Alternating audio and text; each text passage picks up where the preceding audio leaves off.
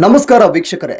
RSS ಭಾರತದಲ್ಲಿ ಕಾನೂನುಬದ್ಧವಾಗಿ ನೋಂದಾಯಿತ ಸಂಘಟನೆಯ ವಿದೇಶದಿಂದ ಹಣ ಬರ್ತಾ ಇದೆಯಾ?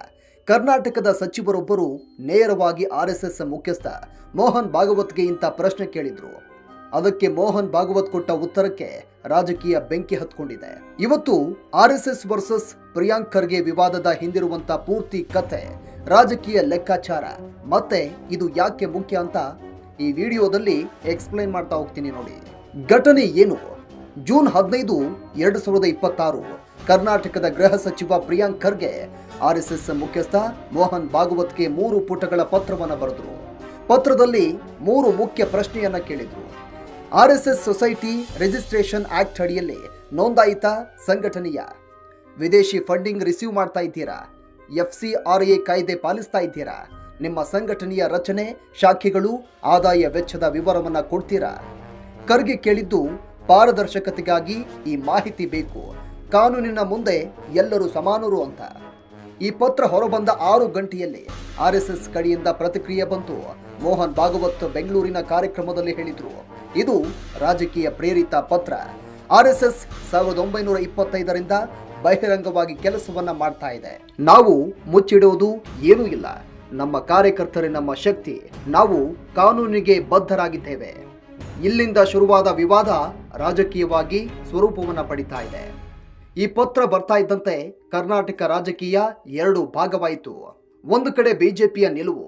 ಬಿಜೆಪಿಯ ರಾಜ್ಯಾಧ್ಯಕ್ಷ BY ವಿಜಯೇಂದ್ರ ಹೇಳಿದ್ರು, ಇದು ಹಿಂದೂ ಸಂಘಟನೆಯ ವಿರುದ್ಧದ ದ್ವೇಷ. ಕಾಂಗ್ರೆಸ್ ತನ್ನ ವೈಫಲ್ಯ ಮುಚ್ಚಿಕೊಳ್ಳೋಕೆ ಇಂಥ ವಿವಾದ ಸೃಷ್ಟಿ ಮಾಡ್ತಾ ಇದೆ. ಕೇಂದ್ರ ಸಚಿವ ಪ್ರಹ್ಲಾದ್ ಜೋಶಿ ಟ್ವೀಟ್ ಮಾಡ್ತಾರೆ, ಆರ್ಎಸ್ಎಸ್ ದೇಶಕ್ಕಾಗಿ ಕೆಲಸ ಮಾಡುತ್ತೆ, ಅದನ್ನ ಪ್ರಶ್ನೆ ಮಾಡೋದು ದೇಶ ದ್ರೋಹ ಅಂತ. ಇನ್ನು ಮತ್ತೊಂದು ಕಡೆ ಕಾಂಗ್ರೆಸ್ನ ನಿಲುವು. ಸಿಎಂ ಸಿದ್ದರಾಮಯ್ಯ ಮತ್ತು DK ಶಿವಕುಮಾರ್ ಖರ್ಗೆ ಪರ ನಿಂತರು. DK ಶಿವಕುಮಾರ್ ಹೇಳಿದ್ರು, ಪಾರದರ್ಶಕತೆ ಕೇಳುವುದು ತಪ್ಪ. ಪ್ರತಿಯೊಂದು NGO, ಟ್ರಸ್ಟ್ ತನ್ನ ಲೆಕ್ಕ ಕೊಡಬೇಕು. ಆರ್ಎಸ್ಎಸ್ಗೆ ವಿನಾಯಿತಿ ಯಾಕೆ ಅಂತ ಪ್ರಶ್ನೆ ಮಾಡಿದ್ರು. ಇನ್ನು ಸೋಷಿಯಲ್ ಮೀಡಿಯಾದಲ್ಲಿ ಸಾಕಷ್ಟು ಚರ್ಚೆ ಆಗ್ತಾ ಇದೆ. ಟ್ವಿಟರ್ ಆಗಿರಬಹುದು, ಇನ್ಸ್ಟಾಗ್ರಾಮ್ನಲ್ಲಿ ಪ್ರಿಯಾಂಕ್ ಖರ್ಗೆ ಮತ್ತು ಆರ್ಎಸ್ಎಸ್ ಟ್ರೆಂಡ್ ಆಯಿತು. ಒಂದೆಡೆ ಆರ್ಎಸ್ಎಸ್ ದೇಶಭಕ್ತರ ಸಂಘಟನೆ ಅಂತ ಬೆಂಬಲ ಕೇಳ್ಬರ್ತಾ ಇದೆ. ಮತ್ತೊಂದು ಕಡೆ ಪಾರದರ್ಶಕತೆ ಎಲ್ಲರಿಗೂ ಬೇಕು ಅಂತ ಚರ್ಚೆ ಶುರುವಾಗ್ತಾ ಇದೆ. ಆದ್ರೆ ಇಲ್ಲಿ ಒಂದು ವಿಷಯವನ್ನ ನೋಡಲೇಬೇಕು. ಈ ವಿವಾದದ ಟೈಮಿಂಗ್ ಬಹಳ ಮುಖ್ಯವಾಗಿದೆ. ಈ ಪತ್ರ ಬಂದಿದ್ದು ಜೂನ್ 15ಕ್ಕೆ. ಜೂನ್ 18ಕ್ಕೆ ಕರ್ನಾಟಕ ವಿಧಾನ ಪರಿಷತ್ ಚುನಾವಣೆ ಇದೆ. 7 ಸೀಟಿಗೆ ಚುನಾವಣೆ ನಡೆಯುತ್ತೆ. ಕಾಂಗ್ರೆಸ್ 5 ಸೀಟು ಗೆಲ್ಲೋಕೆ ಟ್ರೈ ಮಾಡ್ತಾ ಇದೆ. ರಾಜಕೀಯ ವಿಶ್ಲೇಷಕರು ಹೇಳೋದು ಇದು ಉದ್ದೇಶ ಪೂರ್ವಕ ಅಂತ. ಒಂದೆಡೆ ಹಿಂದೂ ಮತಗಳನ್ನು ಧ್ರುವೀಕರಿಸುವುದು. ಆರ್ಎಸ್ಎಸ್ ವಿರುದ್ಧ ಮಾತನಾಡಿದ್ರೆ ಹಿಂದೂ ಮತದಾರರಲ್ಲಿ ಕಾಂಗ್ರೆಸ್ ನಮ್ಮ ವಿರುದ್ಧ ಅಂತ ಭಾವನೆ ಮೂಡುತ್ತೆ. ಅದೇ ಸಮಯದಲ್ಲಿ ಲಿಂಗಾಯತ, ದಲಿತ, ಮುಸ್ಲಿಂ ಮತದಾರರಲ್ಲಿ ಕಾಂಗ್ರೆಸ್ ಸೆಕ್ಯುಲರ್ ಅಂತ ಮೆಸೇಜ್ ಹೋಗುತ್ತೆ. ಎರಡನೇ ಕಾರಣ, ಕಾಂಗ್ರೆಸ್ನ ಹಿಂದೂ ವೋಟ್ ಬ್ಯಾಂಕ್. ಕರ್ನಾಟಕದಲ್ಲಿ ಕಾಂಗ್ರೆಸ್ ಹಿಂದೆ ಲಿಂಗಾಯತ, ಒಕ್ಕಲಿಗರ ಬೆಂಬಲ ಕಳೆದುಕೊಂಡಿತ್ತು. ಈಗ ಸಾಫ್ಟ್ ಹಿಂದುತ್ವ ತೋರಿಸಿ ಆ ಮತಗಳನ್ನ ವಾಪಸ್ ತರೋ ಪ್ರಯತ್ನ. ಆದರೆ ಬಿಜೆಪಿ ಇದನ್ನ ಹಿಂದೂ ವಿರೋಧಿ ಅಂತ ಚಿತ್ರಿಸ್ತಾ ಇದೆ. ಹೀಗೆ ವಿವಾದ ದೊಡ್ಡದಾದ್ರೆ ಬಿಜೆಪಿಗೆ ಇದು ಲಾಭವಾಗುತ್ತೆ. ಈ ಲೀಗಲ್ ಸೈಡ್ ಅನ್ನ ನೋಡ್ತಾ ಹೋಗೋಣ. ಹಾಗಾದ್ರೆ ಕಾನೂನು ಏನ್ ಹೇಳುತ್ತೆ? ಆರ್ಎಸ್ಎಸ್ ಒಂದು ಸಾಂಸ್ಕೃತಿಕ ಸಾಮಾಜಿಕ ಸಂಘಟನೆ. ಅದು ಕಂಪನಿ ಅಲ್ಲ, NGO ಅಲ್ಲ, ರಾಜಕೀಯ ಪಕ್ಷವೂ ಅಲ್ಲ. ಅದು ಸ್ವಯಂ ಸೇವಕ ಸಂಘ ಅಂತ ನೋಂದಣಿ ಮಾಡಿಕೊಂಡಿಲ್ಲ. ಹಾಗಾದ್ರೆ ಪ್ರಶ್ನೆ ಏನು? ನೋಡಿ, ಭಾರತದಲ್ಲಿ 10 ಲಕ್ಷಕ್ಕೂ ಹೆಚ್ಚು NGO, ಟ್ರಸ್ಟ್, ಸೊಸೈಟಿ ಇವೆ. ಅವೆಲ್ಲ ತಮ್ಮ ಲೆಕ್ಕ ಸರ್ಕಾರಕ್ಕೆ ಕೊಡಬೇಕು. ಆರ್ಎಸ್ಎಸ್ ಅದಕ್ಕೆ ಹೊರತಾಗಿದೆಯಾ ಅನ್ನೋದು ಈಗ ಪ್ರಶ್ನೆಯಾಗಿದೆ. ಕಾನೂನು ತಜ್ಞರು ಒಂದ್ ಕಡೆ ಹೇಳ್ತಾ ಇದ್ದಾರೆ, ಆರ್ಎಸ್ಎಸ್ಗೆ ದೇಣಿಗೆ ಬಂದ್ರೆ ಅದನ್ನ FCRA ಇನ್ಕಮ್ ಟ್ಯಾಕ್ಸ್ ಕಾಯ್ದೆ ಅಡಿಯಲ್ಲಿ ಡಿಕ್ಲೇರ್ ಮಾಡಬೇಕು. ಆದರೆ ಆರ್ಎಸ್ಎಸ್ ತನ್ನ ಮೆಂಬರ್ಶಿಪ್ ಬೇಸ್ಡ್ ವಾಲಂಟರಿ ಆರ್ಗನೈಸೇಷನ್ ಅಂತ ಹೇಳುತ್ತೆ.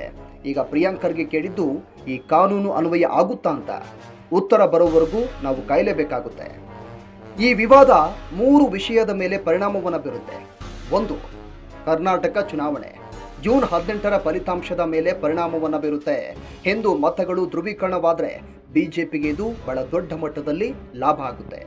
ಎರಡನೇದು, ರಾಷ್ಟ್ರೀಯ ರಾಜಕೀಯ. ಇದು ಕಾಂಗ್ರೆಸ್ ವರ್ಸಸ್ ಆರ್ಎಸ್ಎಸ್ ನೇರ ಮುಖಾಮುಖಿ. 2024ರ ಲೋಕಸಭಾ ಚುನಾವಣೆಯಿಂದ ಕಾಂಗ್ರೆಸ್ ಆರ್ಎಸ್ಎಸ್ ವಿರೋಧಿ ಅಂತ ನಿಲುವು ತಾಳಿದೆ. 3, ಸಮಾಜ. ಸಾಮಾನ್ಯ ಜನರಲ್ಲಿ ಆರ್ಎಸ್ಎಸ್ ಬಗ್ಗೆ ಮತ್ತೆ ಚರ್ಚೆ ಶುರುವಾಗಿದೆ. ಯುವ ಜನರಿಗೆ ಆರ್ಎಸ್ಎಸ್ ಏನ್ ಮಾಡುತ್ತೆ ಅನ್ನೋ ಕುತೂಹಲ ಕೂಡ ಹೆಚ್ಚಾಗಿದೆ. ಆದ್ರೆ ಒಂದು ನಿಜ, ಈ ವಿವಾದದಿಂದ RSSಗೆ ಪ್ರಚಾರ ಸಿಗ್ತಾ ಇದೆ. 100 ವರ್ಷದ ಸಂಘಟನೆ ಮತ್ತೆ ಸುದ್ದಿ ಆಗ್ತಾ ಇದೆ. ಹಾಗಾದರೆ ನಿಮ್ಮ ಅಭಿಪ್ರಾಯ ಏನು? ಪಾರದರ್ಶಕತೆ ಎಲ್ಲರಿಗೂ ಬೇಕು ಅಂತೀರಾ ಅಥವಾ ಇದು ರಾಜಕೀಯ ದ್ವೇಷ ಅಂತೀರಾ?